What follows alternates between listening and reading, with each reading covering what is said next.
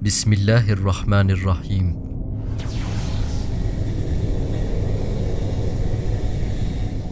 The Great Odyssey.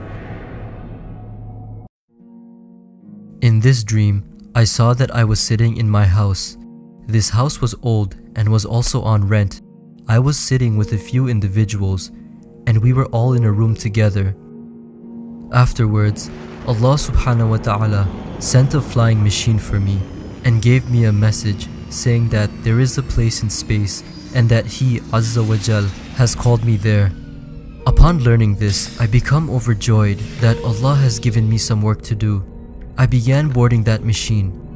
Jibreel alayhi salam had also arrived in my house. I glanced at him, but by the time I boarded that machine, Jibreel alayhi salam was already making his way into the room where the others were sitting. Moments after, I embarked on my journey towards that area in space which Allah had mentioned. I accelerated forward with incredible speed and traveled a great distance away from Earth. During my journey, I passed by an area where there was absolute darkness everywhere, and as I peered behind me, I noticed that there was darkness there as well. This didn't stop me, however, and I kept on moving forward. As I was traveling, some evil forces appeared and exclaimed that we must stop him. If he reaches that certain place, then we will be destroyed. And they began attacking my flying machine.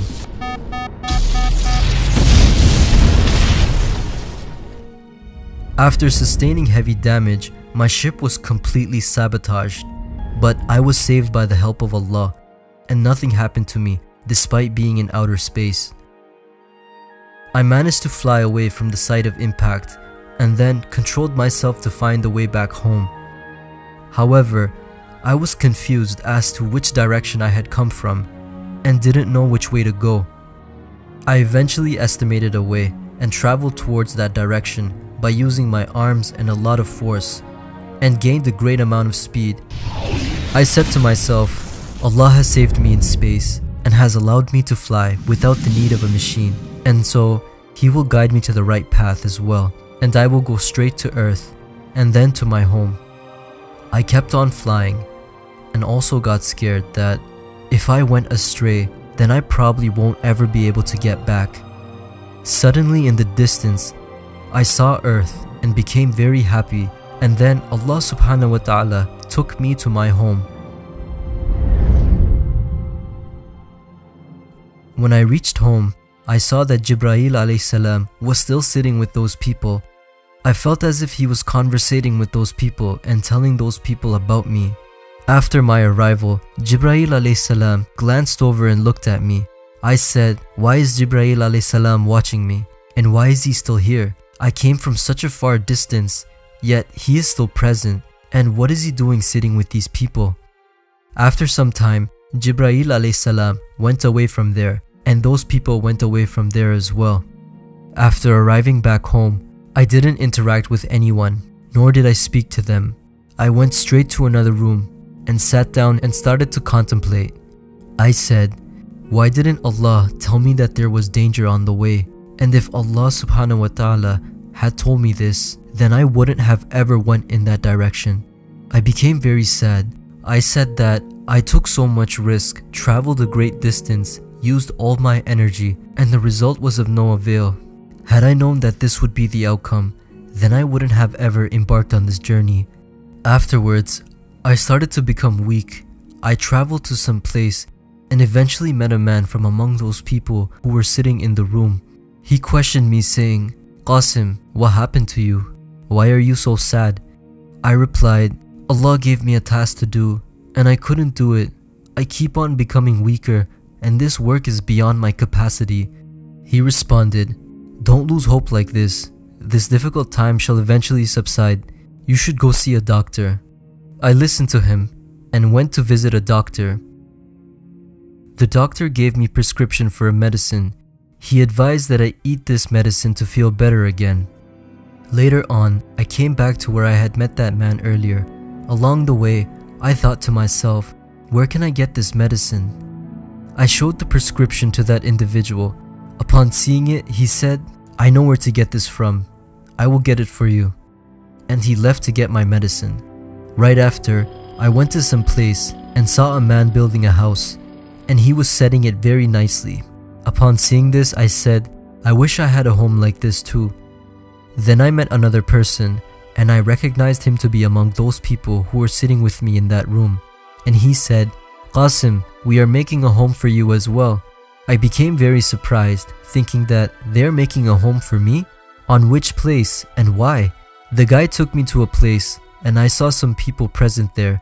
I recognized them to be the same people who were sitting with me in the house.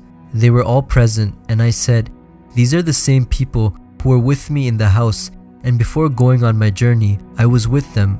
Why are these people doing all this for me? How did they know that I wanted a home? Those people were working with great devotion and honesty. I wondered if they received the message from Allah subhanahu wa ta'ala that they were doing all this work. Then I saw the man who had left to get my medicine. He reached the area with my medicine. Upon seeing that medicine, I said, these are the same multivitamins which my father used to take.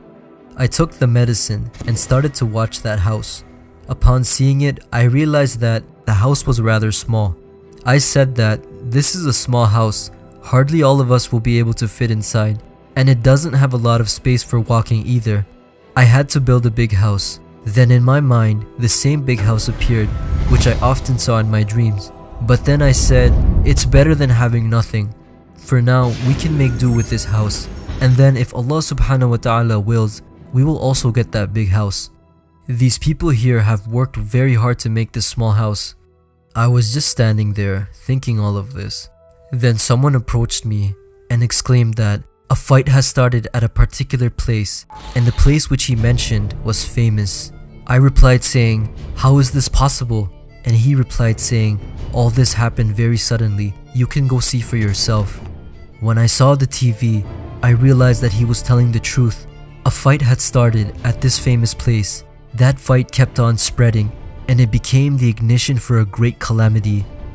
Upon seeing this, I said, this just keeps on spreading. Afterwards, the people who were working with me started to work even more and subsequently started conveying my dreams to the public regarding the events that will occur as I have seen them in my dreams. Witnessing this, I became surprised and I said, these people who are doing all this work are very honest.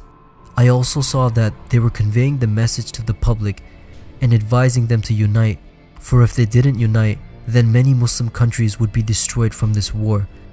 Many people sat around them and began listening to them, and many started to believe them as well.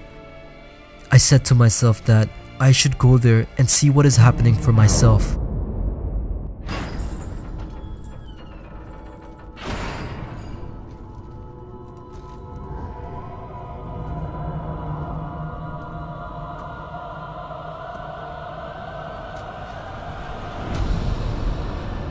When I reached there, a severe fight between Muslims and non-Muslims was taking place. I couldn't understand what I should do. The Muslims were losing very badly. I eventually mustered up the courage to go forward. There was a way leading to some place. I went towards it, and then I reached an open area and became disturbed from what I saw there. The army of the non-believers were gathering and making hard-line preparations. Upon witnessing this, I said that this is the same army which I saw in my dreams when it destroyed Turkey and Saudi Arabia and then advances towards Pakistan. There were many fighter aircrafts, including attack choppers, planes, helicopters, and land troops. And I felt that this army is the army of Dajjal. While observing all this, I said that we Muslims aren't powerful enough to fight this army. I turned back and returned to those people and explained everything to them. I explained that the armies of the non-believers are ready, and this is the time when the non-believers destroy the Muslim countries. They said that this means we don't have much time. Afterwards, these people kept on trying to reach out to even more people with the message and said that the non-believers are planning a huge attack on us, and if we don't use our brains and unite, then a huge calamity will fall upon us. Pakistan will play a great role in this war. The time for Ghazwatul Hind is near.